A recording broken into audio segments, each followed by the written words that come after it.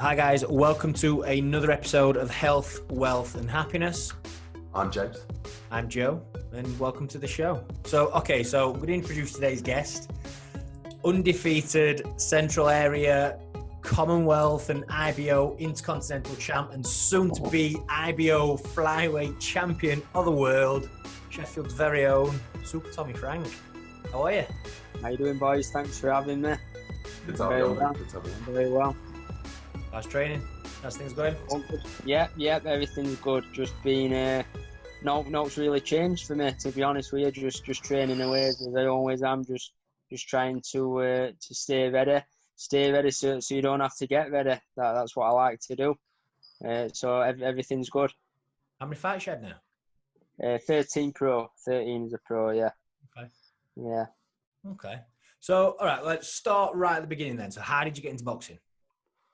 I got into boxing. I think I was probably around 11 when I kind of, because my cousin used to box for Sheffield Boxing Centre. So whenever I used to go up to my uncle's on Park Hill, he had a punch bag in his entryway. So I always used to go up and go on that, and it used to give me like boxing videos, like old videos, not DVDs, videos. That's when we're going back. I had wardrobes full of them as a kid. Yeah. So it used to give me like old Mike Tyson videos and that. So I used to go home and watch them and just started like shadow boxing in living room kind of thing. And then what happened is me and one of my mates from school. Remember Sam Jones' gym? It was like that chain of gyms. I don't know if they're around anymore, but they were one at Crystal Peaks in Sheffield. So they used to do like a bit of a boxing class on a Saturday morning or whatever it were. So me and my mate went down there, and there were a guy there that were associated to Sheffield Boxing Centre, and I think he kind of just saw me practicing what I'd been practicing at home, my shadow boxing and that. And he asked me if I'd boxed before. I said no. So he said, "Well, you want to come to this gym? Sheffield Boxing Centre, Glyn Rhodes," and obviously I knew that Ricky, boxed there, me cousin.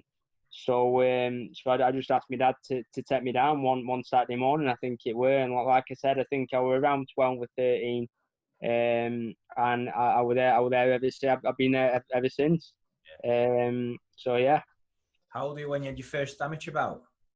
I was 15. I was 15 when I had my first fight. I think I just trained for a couple of years at first. To be honest with you, I liked it, but I think I liked the idea of it more than actually doing it. I think once I got a few clips on nose, I probably didn't want to know. But I kept going, you know what I mean? I kept going, and I was playing football at the same time, but I was rubbish at football. And I used to go and play with this team, but I never actually played a game for him. I just used to go and train with him because I never got picked to actually play for him. You know what I mean? So I like football and training, and then going to Sheffield Boxing Centre, and I love boxing. But I think when I got to about 14, and I think when my dad said it, he was just like, "Son, why don't you just focus on boxing?" Like I think my dad could see that I had a bit of potential, so.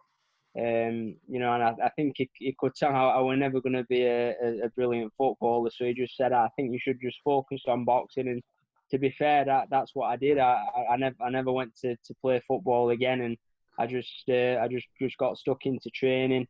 I had my first amateur fight at 15, and then since then, boxing's been my life. Was it always you? Was it always like your internal drive to go and be a boxer? Was it like that push over the line from your dad that made you sort of think, I can go and do this now? I think it were, yeah. I think it were because around the time that I started boxing, there were a TV show on called The Contender. I don't know if you remember it, Joe. Remember that. I think. Whoa! Let's just clarify something, right? How old do you think I am? No, I know you're not old. No, be honest. I know, but moving on. Yeah, but they were. I remember watching that, and I think it was around the time that I first started boxing, so I must have been about 13 or something like that. And I can just remember watching it, and I think it was Peter Manfredo, Alfonso Gomez, Sergio Mora, and that kind of made me fall in love with boxing. Like I know I like boxing anyway, but I remember watching it with my dad, and I remember saying to my dad, like, I want to do that. Like that is what I want to do. So and then like I said, you know, I trained for a few years, and then I'd had my first amateur fight. But I can remember the contender that really like made me fall in love with boxing. That was when I knew I wanted to be a boxer. So who do you model yourself on then? So which boxers do you idolise? To be honest, do you know what? Just being from our gym, I mean, the pros we had in our gym, like your John Fuchs, Sam Shearer, Lee Edwards, Jez Wilson, Corn Wyong, like they were all my heroes. So as a youngster in that gym and looking up to them, you know, they're all boxing for Central Area titles, and like the first pro title I won as a pro with Central Area. So just to get that, and I said to him, like, I'm in Central Area Club now. You know, and it were a big thing for me, that, you know, I felt like I was kind of following in their footsteps, and obviously I've gone on and won numerous other titles now. But they were always my heroes. Obviously, you know, I watched your Sugar Ray Leonards and Sugar Ray Robinson. He's my all-time hero in boxing, Sugar Ray Robinson. But yeah, like, you know, you know, Fuki and that, I always looked up to them. I still do to this day. Yeah, he put me on my knees a few times when I was a kid, to be fair. Yeah. Sparring with Fuki for them body shots. Yeah. So, what was it like then? Obviously, you spoke about the amateur side of things, and you shifted into the pro scene, and I guess that was quite nice for you. Like your first pro fight being in Rotherham against, who was it? Sergey Tazimov. Have I said the name right there? Yeah, I think so. Yeah, Sergey Tazimov. Yeah. What was that like then? Being in your home place, first pro fight. What was that like? Tell us about that. You know, it was just I was very, very proud, to be honest with you. I was just proud that I'd done it. Like I'd had a professional fight. So, you know, every young boxer aspires to be a professional one day. And then from that day, no matter what, I could always say that I'd done it. So it was definitely a very proud moment for me. And I just tried to enjoy it, to be honest. I was nervous. I was scared, like you always are when you're in every fight. So you had him in 4 rounds. You finished him off in 4 rounds. Four rounds, yeah.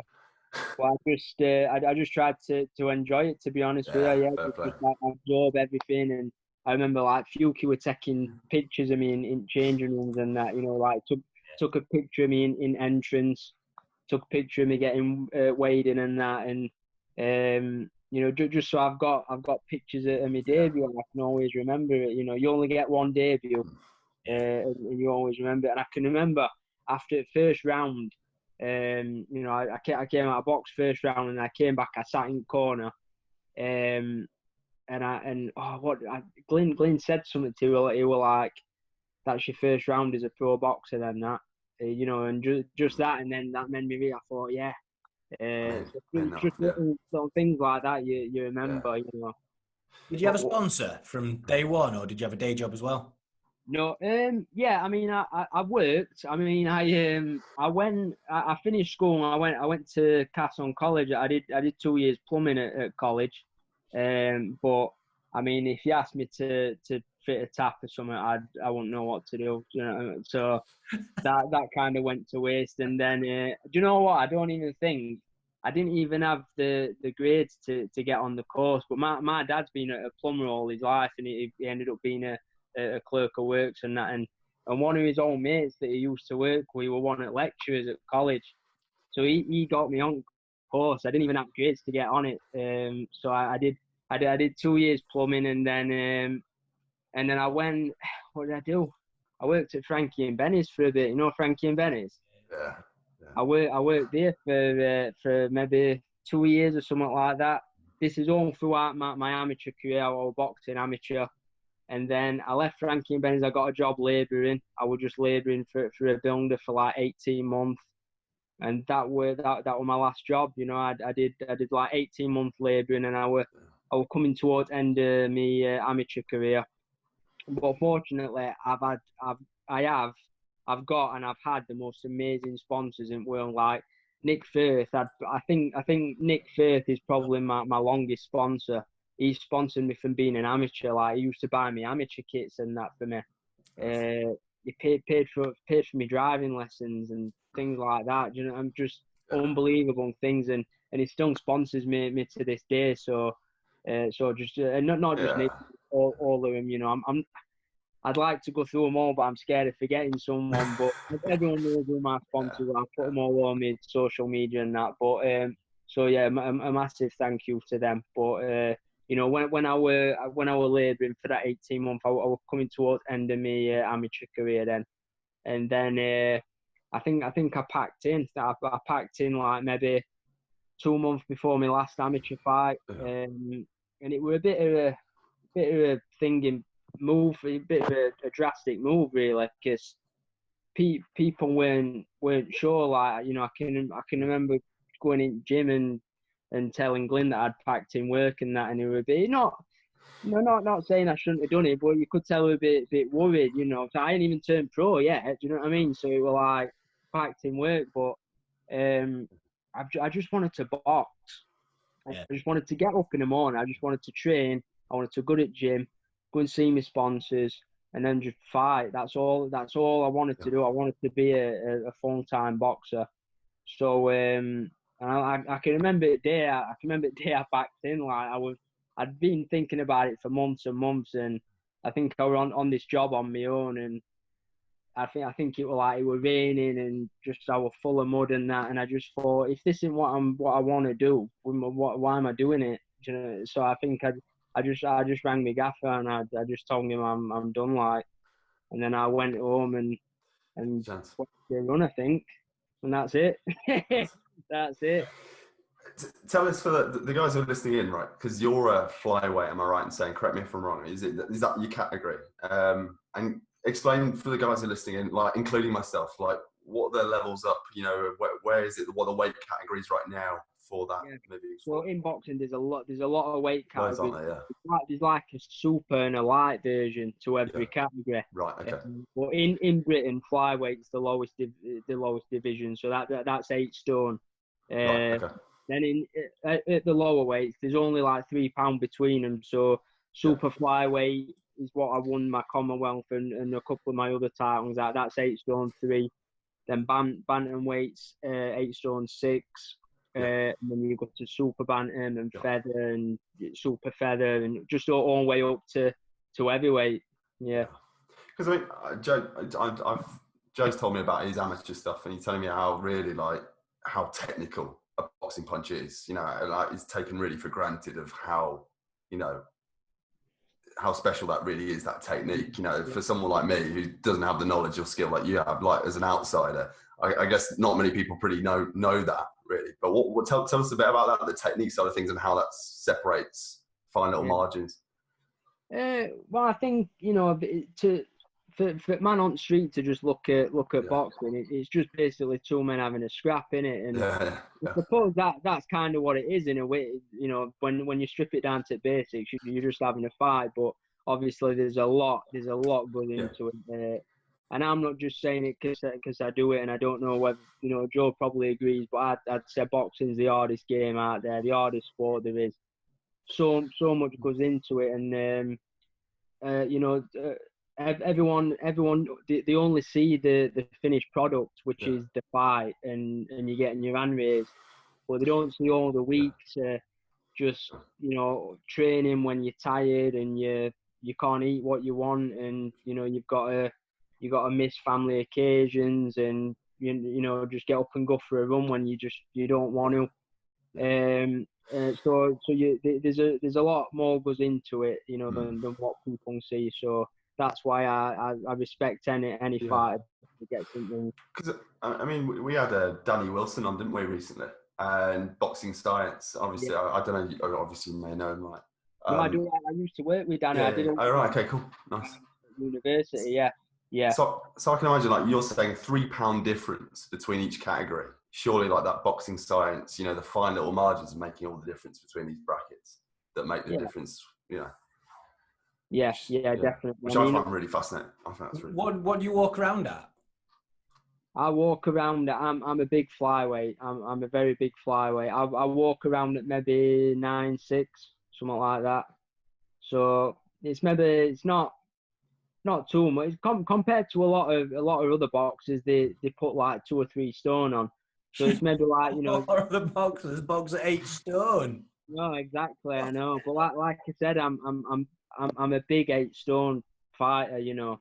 Yeah, So I guess it's power to weight as well, though, isn't it? It's what you can, what you can pack in that punch yeah. for, for your standpoint, isn't it? So To be honest, I say I don't walk around at nines. I probably walk around at like 9'1", 9'2". I say 9'6" because that's probably what I've got up to during lockdown. You know what I mean? But that's not that's not normal. What would Even you though go I've into been the fight training, at? it's hard to keep your weight down still. What would you go into the fight at? 8 stone, 8 stone. Weighing, but what yeah. between the weighing and the fight? Sorry. So day after, yes, obviously weighing day before, I'll be going into the ring at probably 8, 9 maybe. Yeah, so I put on about 8 or 9 pounds, but I work with the Sheffield United first team nutritionist Lee Rickards. He works with Danny as well. He's a strength trainer as well. Yeah. So I've been Lee doing and a bit of Danny strength grew up with my work. brother. You what? Sorry. Lee and Danny grew up with my brother. Oh really? Thanks, Right. Oh, that's mad. Yeah, he's a very good man, Lee. A very good man. He's helped me out a lot. And what it were is because I boxed on through my pro career at super flyweight 8 stone 3. That's what I won the Commonwealth title at. And then I've worked with Lee for my past 2 fights. I think I fought for WBC International Silver title. That was super flyweight. And then what happened is we kind of got wind that this world title fight might be on card down at flyweight. So in order to qualify me to fight for the world title, I had to win the Intercontinental title, which is what I won in my last fight.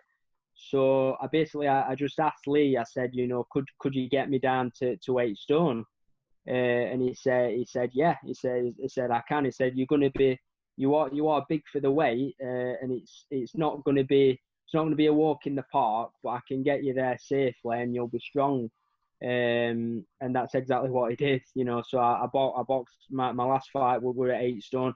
That was my first fight at 8 stone. And I found weight. You what? Sorry. How did you find it? Cutting for the weight. Yeah, brilliant. I honestly, and I'm not just saying it. I'm really not just saying it because, I mean, when it's just crazy the amount of science in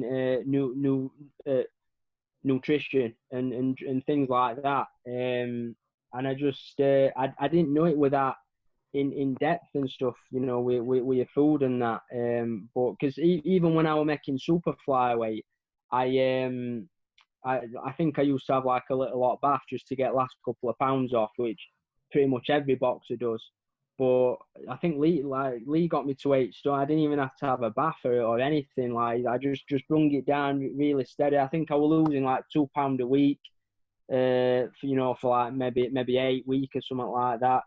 And then like he just like he tells you mad stuff like so on day at weighing. Like I'd made me weight at like 11 in the morning. I weren't weighing in till 1. So he was like, right, so now go and have a couple of squares of dark chocolate and a tablespoon of honey. So I was like, I can't have that. You know what I mean? I'm weighing in at like 1 o'clock. You were like, you can just go and have it because apparently something about that food it doesn't sit on your stomach or just little things like that. The fast acting carbs, it's just going to come through your system really quickly. So it's when it comes to weigh time, it's not going to make a difference. So, so just little things like that these people know, and I think boxers are really privileged now because they've got that that team, that inner circle, yeah, for sure. So is your team been with you like from the amateur days? Have you kept your team, or have you built your team as the years have gone by? Have you just modified it, or has it always been the same? No, yeah, so I'm with the same team. I've been with the same team since I was 12, 13 years of age. Yeah. I mean that that's another thing I'm really lucky at, because normally, you know, a lot of fighters, they go through their amateur career, and then when it comes time to turn pro, you know, they have to up sticks and try and find a new trainer and a new gym. Whereas, you know, Sheffield Boxing Centre, as Joe knows, it's a amateur and a pro and a professional gym. So I didn't have to go anywhere, you know. So I've been with Glyn, Matt Mowat, you know, all the way through my amateur careers. And then now as a pro. So I suppose not many pros can say that, you know. And if I can go and win a world title and you know, and go on a journey together, what I want to do. Incredible. So didn't you have some health complications when you were young? Yeah, so I was born with a hole in the heart. I think it's actually quite common. Well, maybe not common, but a lot of people have it. A lot more people have it than you'd think. And I think I was 2 when they found out. I think I had like a little chest infection. So my mum and dad took me to doctors, and he could hear a murmur.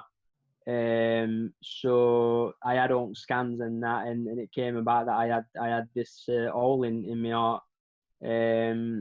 But I was far too little to operate on, so I had to wait till I was 5 to have the operation. So like between 2 and 5, obviously my mum and dad knew that I had to have this done, so they were trying to prepare me to have it done. And I think they told me that like every kid has to have this done, and just trying to trick me basically. So I didn't kick off when I got in operating theatre. But so when I got to 5 and time came, I went down to Leeds General Infirmary, and I had my operation done. I mean, I can't remember it, to be honest. I think I can remember a little bit, maybe them putting me to sleep, and I didn't like it. But apart from that, I can't even remember it.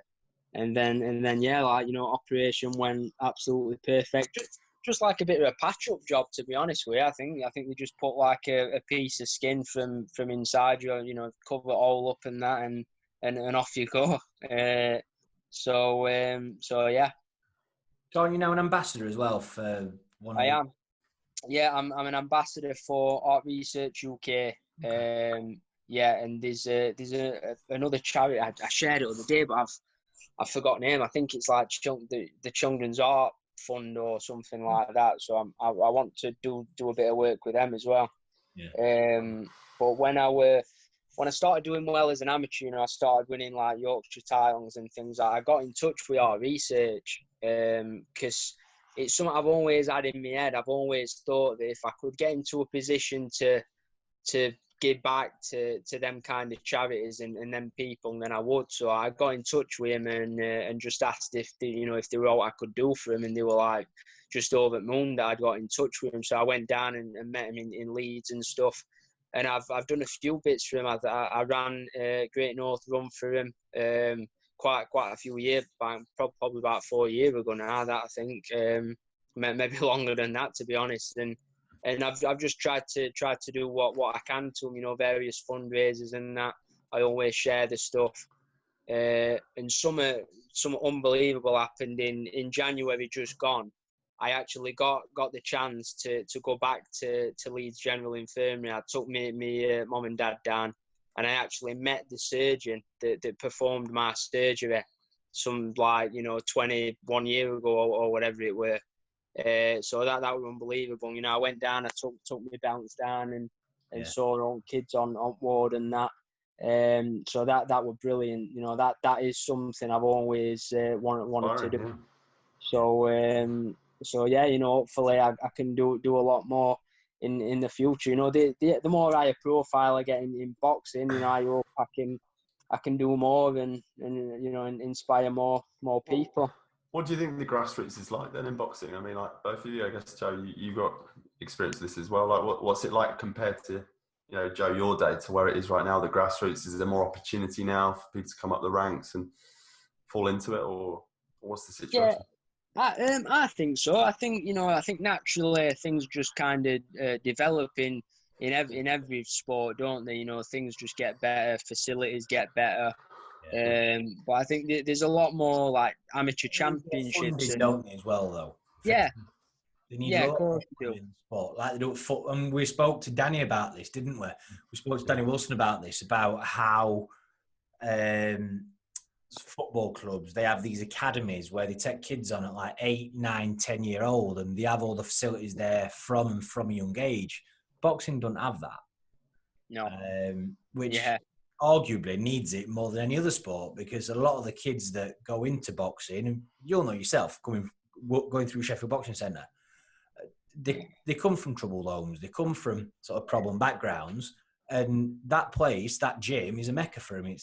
That is their church. Yeah. I mean, you said it just then.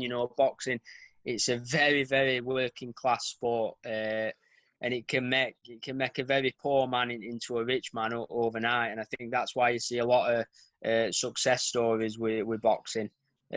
People that haven't come from best of backgrounds, can kind of make some of themselves. And I think now more than ever, there's a lot more funding about and people willing to invest in boxing clubs and various councils able to help out local boxing clubs, because you've got to think, and again Joel know this, a boxing club is not just a boxing club. It's like, if you're a boxing trainer, you're not just a boxing trainer, you're like a mother, a father, an uncle, a social worker. Everything. I think every problem I've had in my life, in my personal life, I've dealt with through the gym, and the gym's helped me through it. That's just the kind of, it's not just like work. You don't just go there and then go home and you keep your personal life separate from your work. It's like your whole life's there. The people that and I think as well, like you said, that when you were younger you idolised and you looked up to Fuki and Chidi and Carl and Lee Edwards. I'm guessing a lot of the young kids look at you as that role model now. Yeah, it's brilliant. It's absolutely brilliant, because I get, and I'm not just saying it, but I get some little kids in gym, like they want me to sign the boots and stuff like that, or sign the glove and that. But I can literally remember being that kid, so I know how it feels, to look up at someone and be a bit kind of starstruck. I guess it's quite good as well. Sorry to interrupt. Like you took a chance, didn't you, to go full-time boxing, and it's worked out for you. And you coming back to the kids who are looking up to you and saying, "Listen, you take a chance sometimes. It's if you put in the work, you're going to get there." So it's like inspiration, role model to them. Exactly. You've got to take a chance. Don't be scared to gamble. If you if you love what you do, who's to say that you can't do it? If you've got in your head what you want, what you want to do in your life and stuff, just go for it. Just go for it. That's all you've got to do, and just try not to listen to the naysayers. I guess no matter what you do, there's always going to be people saying, "Oh, that's a risk. What if that don't work out? Have you got a plan B?" I love that one. I used to love that one. Have you got a plan B? Like, no, I ain't got a plan B. Why do you need a plan B?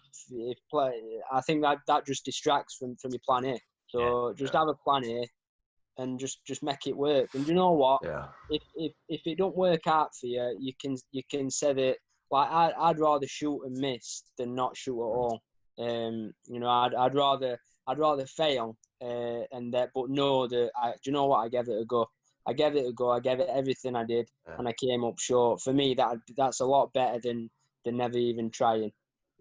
Have you always had this self-belief, or was there a moment where it sort of just clicked and you thought, "Hang on, I can really do this"? I won't really say I've always had self-belief. No, I think probably just always felt like I needed to prove myself. I think I don't know. Maybe that goes back to me having that operation as a kid or something like that. I was always a small kid anyway. But maybe I just felt like I had something to prove, or I don't know. Maybe I just always felt like a little fire burning inside me. I always knew that I was going to do something. And I know it sounds daft, but I just, I kind of knew that I was going to do something, you know, and I probably didn't even know what it were, but I knew I was going to do something. And then I think when I found boxing, I knew that it was that I was going to do, you know. Yeah. Yeah. I'd be interested to know from you, like, you're obviously going for a world title fight, IBO, and it was scheduled for March, and obviously lockdowns come in, wipe that out of the equation, and now it's September. How do you keep yourself, for you personally, you know, with your head in the game still, knowing that you've got a world title fight, you've got to stay in good nick? How are you coping with You're that? not allowed in a gym. Yeah, that's it. Well, to be honest, I've been very, very fortunate. You know, I've trained all throughout lockdown. You know, I've done what I can, and now obviously, like 3 or 4 weeks ago, they said that if you're an athlete, you can train anyway. So, you know, I've been in the gym, and I just think, I mean, you could, if anyone were going to get down and a bit depressed or whatever about things, it would probably me. Like it will. I'd worked so hard for that. Like I said, we knew the fight were in the pipeline since before November last year.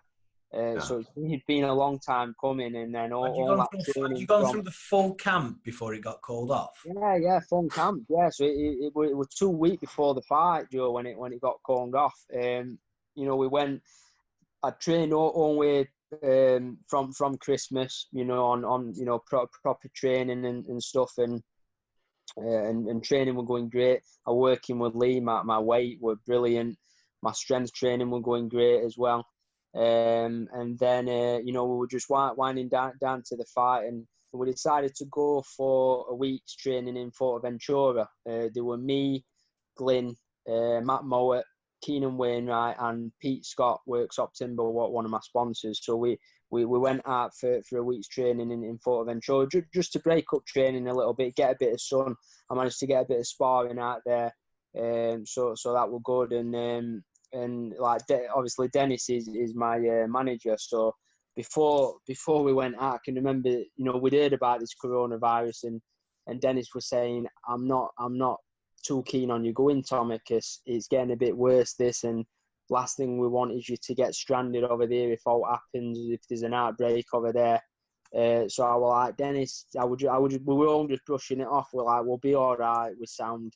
So we went out there, and then we got up every morning to go for his run, and I always make coffees in the morning. So we're having a coffee and listening to the radio before we went for a run, and we had BBC News on back home, and every day we were just kind of escalating a bit more, you know, getting a bit more serious. And then the day we were coming back, we found out in the airport in Spain that the day after all Spanish airports were going to close. So we were like, wow. So if we were a day later, we wouldn't have got back. And then we got back. Things were a bit, you know, I had a lot of messages asking me, oh, is your fight still on and all this? And I was like, yeah, of course it is. But I was worried, you know, I was worried, but I was trying to stay positive. And then I think that Monday, I think that's when Boris made that announcement about no public services and stuff at gatherings and that, you know. So that from then, that were kind of it, you know, that were a big obstacle. That's a big obstacle to overcome in boxing. Obviously, you need paramedics there and stuff. And then from that, I think one of IBO officials couldn't get over, and then that were it. All boxing got called off then. So I was gutted. I was absolutely gutted. But what can you do? You got to make best of the situation. So when's the new date? What's the new date you've got? It is 11th of September. Okay. Yeah, I don't know if that might be a bit of an exclusive. That it's not being announced formally. But as far as I know, September 11th. So I'm just hoping by then some kind of crowd are allowed. You know, I'm sure it's not going to be full crowd and stuff, but I'm just hoping by then that some kind of crowd will be allowed. But if not, I think we're gonna have to go behind closed doors. Yeah. So what round are you not going to knock him out in then? Well, it might not be that easy. I don't know. You know We're much about backing it? you. Do you know Sorry, much Joe, about what you say? Do you know much about it? Is it Maximino Flores? Yeah, Maximino Flores. Yeah, he's from Mexico.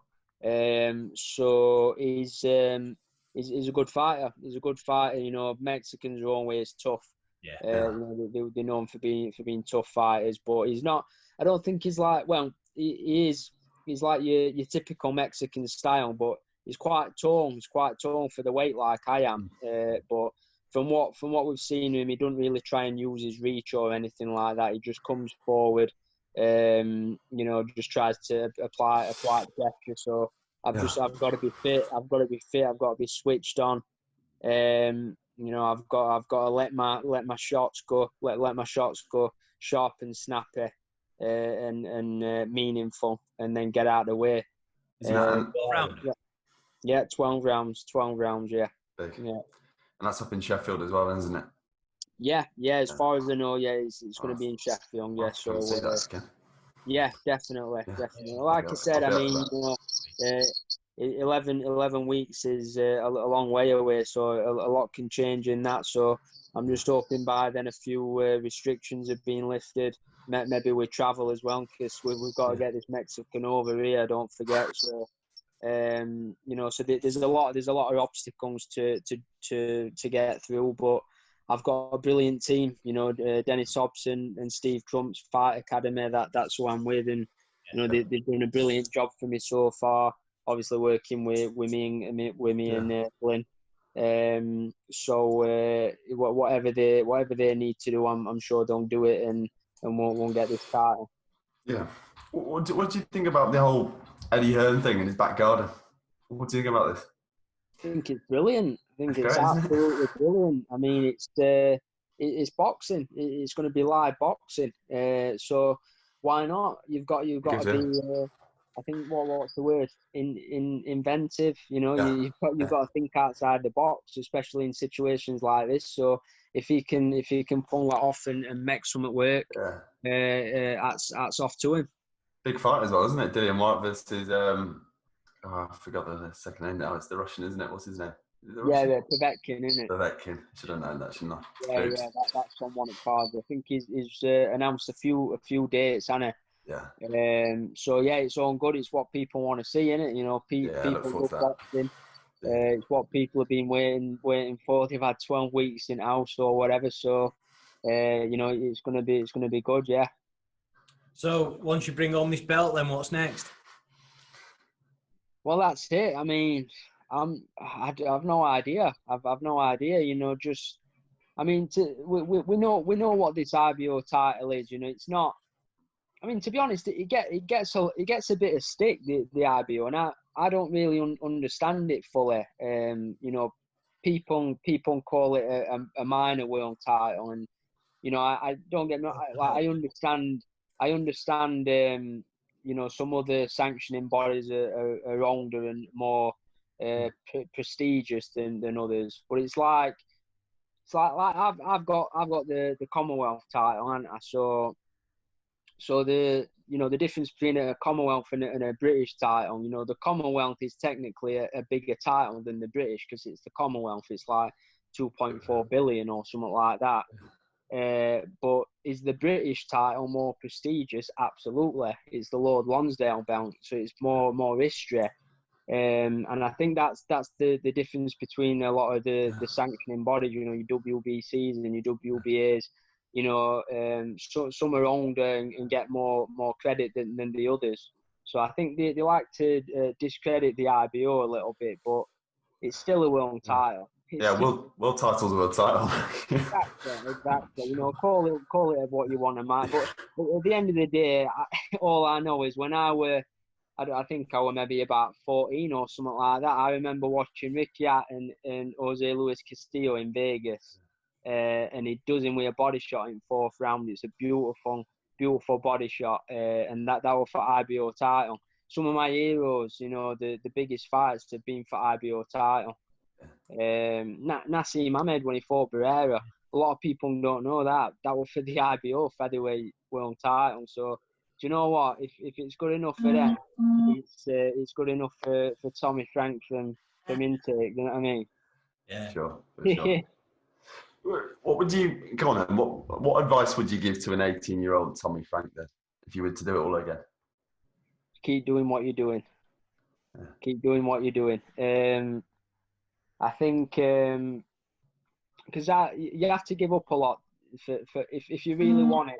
If boxing's what you really want to do, you have to give up a lot. When I was 17, 18, you know, my mates were going on lads' holidays to Magaluf and that, and I was going to Vegas, mate. I was going to Vegas with Glenn and Matt, you know, going away to spar and stuff. So I missed out on all that, but it's what I wanted to do. It's what I didn't want to go to Magaluf or Malia and get, you know, There's still time for that, isn't there? Don't worry. Exactly. Yeah, you know, after the fight in September. I can do that once I've retired if our last lets me, I think. But you know, I think. But I wanted to go to Vegas. I wanted to go to Vegas and New York and that, and just learn boxing, just learn about boxing. Sorry, I keep getting messages, so I don't know if my phone ping. You're a world champion, mate. These messages are going to come through, aren't they? So. I don't know why. No, it's speeder. Oh, is it? Yeah. Can you just do a ping, ping, ping, ping? Yeah. Yeah. I don't know why. I don't know. He's just being annoying. But anyway, so yeah. So like I can remember, I think I was maybe 17, and I went to Vegas. I went to Vegas with Glenn and with Matt and you know loads of lads. I think Fuki went as well, and we went to Johnny Tocco's gym, for some sparring and that. So we went in Johnny Tocco's, and imagine like, you know, Johnny Tocco's. It's like a world famous gym, you know, but it's a typical, you know, it's an old horrible, sweaty, smelly gym, but it's produced boxing champions, you know, for all through its, you know, while it's been about. So we went to Johnny Tocco's, and there was this little Mexican in there. He was about the same weight as me. So they were looking around for sparring. So Glyn went, you know, they're the same weight. Can we get some rounds in? And it were Mayweather Senior's protege. So you know, Floyd Mayweather Senior were there. So I can just remember, you know, I'm in this gym. It's like you've seen Doghouse in Mayweather's gym, and they're all around gym banging. We were like that, you know. And I'm the 17-year-old in corner. So you've got me in one corner, Glenn and Matt behind me, and then you've got this little stocky Mexican in the other corner with Floyd Mayweather Senior. You know, and we sparred and that. You know, it was just a brilliant experience. You know, absolutely fantastic. You what? Sorry. Who was it? The Mexican kid. What? He were. I can't remember his name, but he is a pro now. I do know that he went like he turned pro. I think he might have been pro when we sparred, or he might have just been turning pro. I can't remember his name. Maybe Vasquez or something like that. I'm tempted to say. But I think we sparred, and then it was a good, you know, it was a good spar, and then Mayweather Senior were like, we'll spar again in a few days. You know, I think he was saying he was a bit tired. So he was sparring again in a few days, so we went back a few days later, and I think he did, you know, another 6 rounds with him or something. Yeah. But like just things like that you never forget. Like I can remember sparring with him, and I were in a corner. And I think I tied him up and turned him or something, and I put my head up, and Floyd Mayweather Senior were there. He was just there looking into my eyes, and I think I just gave him a little wink or something like that. And you never forget stuff like that. Like I'm here, you know, from Sheffield in Johnny Tocco's, got Mayweather Senior. So yeah, that was brilliant. That was brilliant. That actually reminded me to ask you this when you're saying about Senior. What do you think about the whole YouTube boxing scene with all of that stuff? Have you tuned into any of that stuff? Have you seen or heard any of it? I'll be honest with you, mate. I I haven't even looked into it. You mean like all this is at KSI? Yeah. Because I know it's got some big traction, hasn't it? It's really kicked Honestly, on.